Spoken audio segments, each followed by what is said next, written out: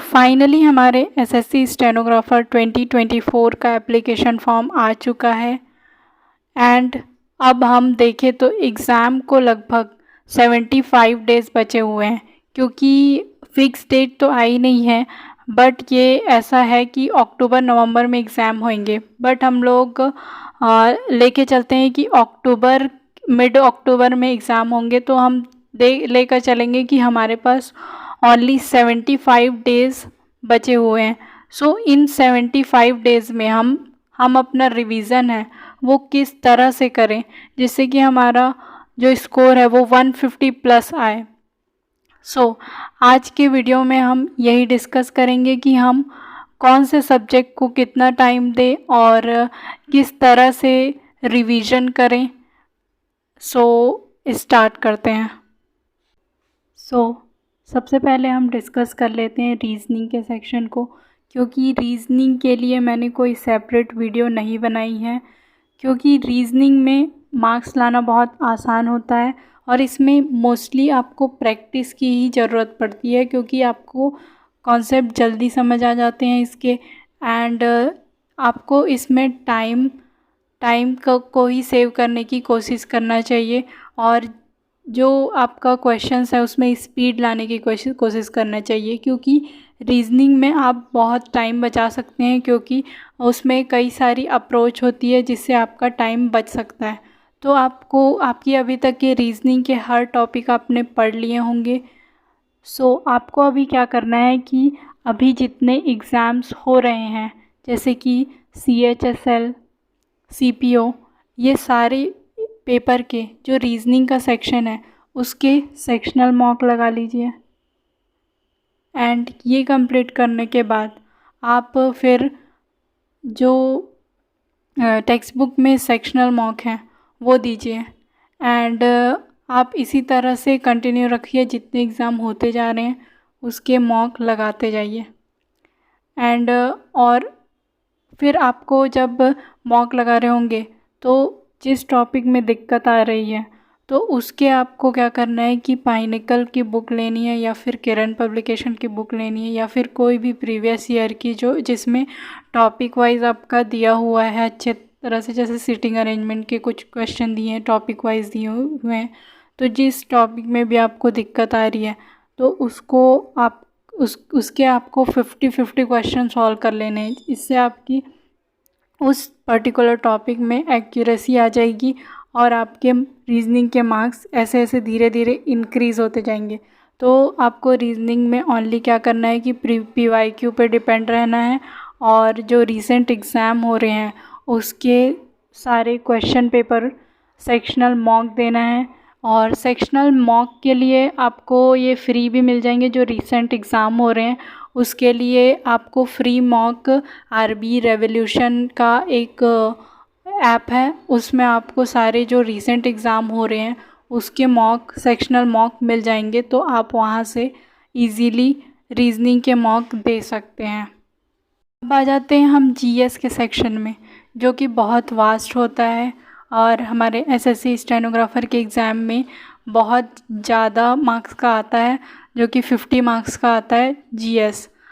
इसमें आपका जो है मार्क्स वो आपका स्कोर बढ़ाएगा, मतलब आप इंग्लिश और रीज़निंग से CBT तो क्लियर कर लेंगे पर जो फाइनल सिलेक्शन है वो GS ही दिलाएगा आपको, और जो भी आपका डिपार्टमेंट चूज़ करना है वो आपको GS के मार्क्स पे ही डिपेंड करेगा आपका। आपके GS में आपका मार्क्स बहुत अच्छा होना चाहिए। तो इसके लिए आपकी स्ट्रैटेजी क्या होनी चाहिए इस 75 डेज़ में। तो अभी तक के आई थिंक आपने जो GS के जो सब्जेक्ट्स हैं उसको अच्छे से कर लिया होगा, मतलब उसका बेसिक पूरा ख़त्म कर लिया होगा। इस 75 डेज़ में आपको कुछ नहीं करना है, आपको इसको पूरा रिवाइज़ करना है। 15 डेज़ टारगेट लीजिए एंड सारे सब्जेक्ट को अच्छे से एक बार रिवाइज़ कर लीजिए। देन क्योंकि आपको पूरा PYQ में टाइम देना है, प्रीवियस ईयर क्वेश्चन लगाने हैं, क्योंकि इसी से आपका नंबर इंक्रीज़ होगा, मार्क्स इंक्रीज़ होंगे। ज़्यादा आपको जो थ्योरी पोर्शन है उसमें अपना टाइम वेस्ट नहीं करना है और जल्दी से जल्दी प्रीवियस ईयर क्वेश्चंस में आना है। तो आप जल्दी से जल्दी उसको पूरा कंप्लीट रिवाइज़ कर लीजिए। 15 डेज़ का इंटेंस टारगेट लीजिए और ख़त्म कर दीजिए उसको। देन आपको प्रीवियस ईयर क्वेश्चन लगाना है और पहले टॉपिक वाइज क्वेश्चन लगाइए, उसके बाद आप मिक्स क्वेश्चन लगाइए और जो भी टॉपिक में दिक्कत आ रही है उसको उसी समय अच्छे से कहीं से जिस भी सोर्स पे पढ़ा है उस पे फिर से रिवाइज़ करते जाइए। जिस जिस क्वेश्चन में आपको दिक्कत आ रही है बार बार रिवाइज़ कीजिए प्रीवियस ईयर क्वेश्चन को। और एक और बात, जो भी अभी रिसेंट एग्ज़ाम हो रहे हैं उसके आपको क्वेश्चंस देखने होंगे कि कैसे टाइप के क्वेश्चन अभी ट्रेंड में चल रहे हैं, जिससे कि आपको हेल्प होगी कैसे क्वेश्चन आपके पूछे जा रहे हैं। तो आप आरबी रेवोल्यूशन के जो ऐप है उससे आप जीएस के भी क्वेश्चंस लगा सकते हैं। तो रहा आपके जो जीएस में जो सब्जेक्ट से आता है, मतलब कि geography, history, bio and other subject से आता है उस क्वेश्चंस की बात। अब आती है स्टैटिक पोर्शन की। स्टैटिक पोर्शन पे आप मैक्सिमम ध्यान देंगे क्योंकि स्टैटिक पोर्शन अभी भी जो रिसेंट एग्ज़ाम हो रहे हैं उसमें भी देखने को मिला है, मतलब कि पैटर्न चेंज नहीं हुआ है, पिछली बार की तरह स्टैटिक पोर्शन भी आ रहा है। सो स्टैटिक पोर्शन में आपको अच्छे से ध्यान देना है और जितने भी आपके प्रीवियस ईयर्स में पूछे हैं उन क्वेश्चन को तो अच्छे से करना ही है। साथ ही आपको रिसेंट जो अवार्ड्स मिले हैं जैसे कि पद्मा अवार्ड्स वगैरह, उन जो एक्सपोनेंट्स हैं उनके बारे में पूरा मतलब उनको पहले कितने अवार्ड्स मिले हैं ये सब में आप अच्छे से ध्यान दे दीजिए। और आपको ज़्यादा से ज़्यादा 2023 के जो भी अवार्ड वगैरह है उसको देख सकते हैं, उसके बेसिस पे आप स्टैटिक पोर्शन को कवर कर सकते हैं। जैसे कि उसके जो फेस्टिवल वगैरह हैं उसको भी अच्छे से देख लीजिए। सो स्टैटिक पोर्शन में यहाँ से हो जाएगा आपका। देन बात आती है करंट अफेयर की।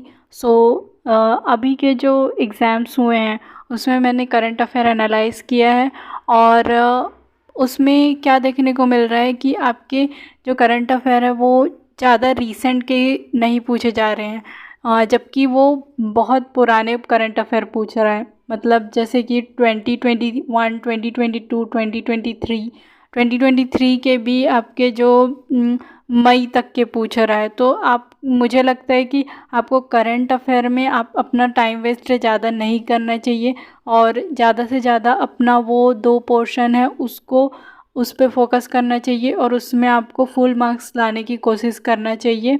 क्योंकि करंट अफेयर अगर आएगा भी तो मैक्सिमम 20 मार्क्स का आ सकता है और उससे ज़्यादा करंट अफेयर नहीं आ सकता। सो आप इधर अपने जो 30 मार्क्स है उसको अच्छे से सिक्योर कर लीजिए। इससे फिर आपको करंट अफेयर अगर आप बिल्कुल भी नहीं करेंगे तब भी आपको चल जाएगा। तो आपको प्रीवियस ईयर क्वेश्चंस में ज़्यादा से ज़्यादा ध्यान देना है और 75 डेज़ में ज़्यादा से ज़्यादा जो थ्योरी पोर्शन है उसको छोड़ के आपको क्वेश्चंस लगाना चाहिए। इससे आप, क्योंकि इसी से आपके मार्क्स इंक्रीज़ होंगे। इसके बाद आ जाते हैं हमारे सबसे मेन सब्जेक्ट में जो कि हमारा 100 मार्क्स का आता है, जो कि इंग्लिश है। सो एसएससी स्टेनोग्राफर एग्ज़ाम में इंग्लिश बहुत ही इम्पॉर्टेंट सब्जेक्ट हो जाता है क्योंकि ये बहुत ज़्यादा मार्क्स कवर करता है। सो इसमें आपका टारगेट लगभग 90+ लाने का तो होना ही चाहिए। सो आपको किस तरह से इस 95 डेज़ में मैनेज करना होगा कि आपके जो मार्क्स हैं वो 90+ आए। तो इसमें आपके, जैसे कि मैंने पहले वीडियो बनाया था उसके हिसाब से 3 पोर्शन में डिवाइड होता है, जो कि एक ग्रामर पोर्शन जिसमें हमारे एरर, सेंटेंस इम्प्रूवमेंट, फिलअप ये सब आ जाएंगे। देन सेकंड पोर्शन हो जाएगा हमारा वॉकैब का। देन थर्ड पोर्शन आ जाएगा हमारा कॉम्प्रिहेंशन, जिसमें क्लोज टेस्ट, PY, PQRS ये सब आ जाएंगे।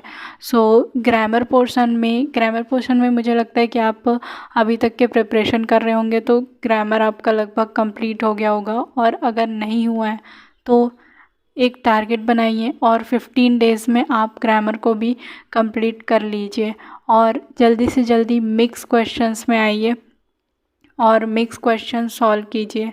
सो सबसे पहले आपको मिक्स क्वेश्चन में जो पिनैकल है या फिर किरण पब्लिकेशन है उससे आप क्वेश्चंस लगाइए, और उसके बाद फिर आपको क्या करना है, इसमें भी जो रीसेंट एग्ज़ाम हो रहे हैं उसके जो क्वेश्चंस है उसको लगाकर देखना है कि आपने जो प्रीवियस ईयर क्वेश्चंस लगाए हैं उसका आपको बेनिफिट मिल रहा है कि नहीं, और इससे आपको रीसेंट एग्ज़ाम का भी ट्रेंड पता चल जाएगा।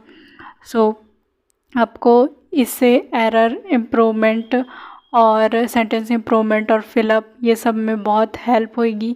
अब आ जाते हैं क्लोज टेस्ट कॉम्प्रिहेंशन में।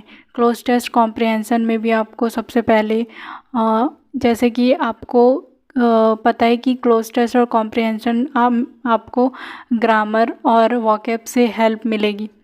सो आपको सबसे पहले वो तो आप कंप्लीट कर ही लेंगे, तो आपको अब क्या करना है कि पिनैकल लेना है और या फिर किरण पब्लिकेशन की बुक लेना है या फिर कोई भी प्रीवियस ईयर की बुक लेना है, और उसमें आपको जो प्रीवियस ईयर क्वेश्चंस हैं वो लगाने हैं।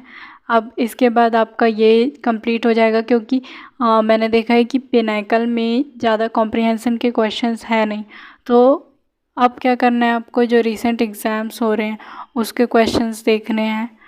एंड अगर क्योंकि रीसेंट एग्ज़ाम में भी ज़्यादा कॉम्प्रिहेंशन के क्वेश्चन देखने को नहीं मिले हैं, तो आप कोई पर्टिकुलर जो कॉम्प्रिहेंशन की बुक रहती है उससे कर सकते हैं, या फिर आप कोई भी जो भी बैच से कर रहे हैं, आप किसी भी टीचर से पढ़ रहे होंगे उसके नोट्स से कर सकते हैं। आपको बस आपकी रीडिंग इम्प्रूव करनी है। एंड क्लोज टेस्ट के लिए तो आपको बहुत सारे क्वेश्चन मिल जाएंगे, रीसेंट एग्ज़ाम के भी क्वेश्चंस बहुत सारे हैं। देन PQRS में भी आपको वही जो रीसेंट एग्ज़ाम है और पिनैकल इससे आपको बार बार रिवाइज करना है।